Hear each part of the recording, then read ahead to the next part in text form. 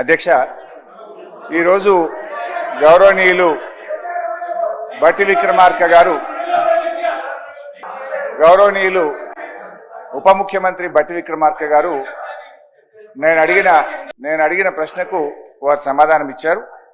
రాష్ట్ర ప్రభుత్వం ఎఫ్ఆర్బిఎం కింద తీసుకున్న అప్పులు 51,277 కోట్లని చెప్పారు.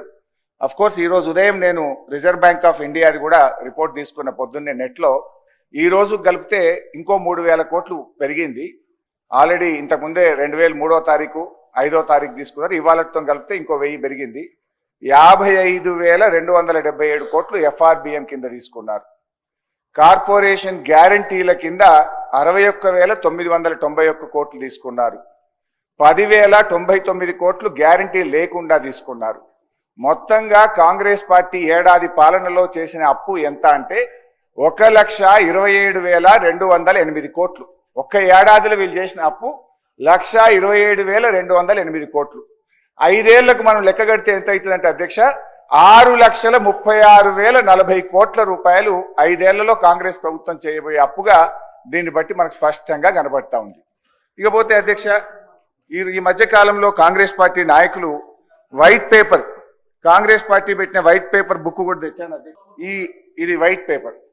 అదే విధంగా బట్టి విక్రమార్క గారు ఈ సభలో పెట్టిన పేపర్.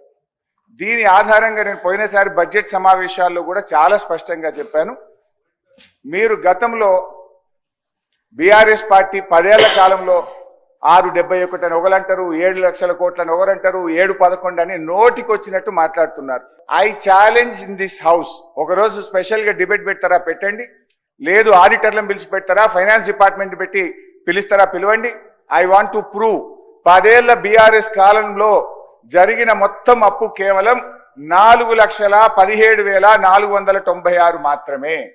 కానీ గోరంతలు కొండంతలు చేసి గోబల్స్ ప్రచారం చేసేటువంటి ప్రయత్నాన్ని ఈ సభ ద్వారా నేను తీవ్రంగా ఖండిస్తా ఉన్నాను. గతంలో గౌరవనీయులు బట్టి విక్రమార్క గారు ఎన్నికల ముందు ఆదాయాన్ని సమకూర్చడంలో కాంగ్రెస్ పార్టీకి అపారమైనటువంటి అనుభవం ఉంది, హామీలన్నీ నెరవేర్చడం మాకు పెద్ద సమస్యే కాదు అని ఎన్నికల ముందు చెప్పారు. వీడియో కూడా ఉంది, కావాలంటే పంపిస్తాను.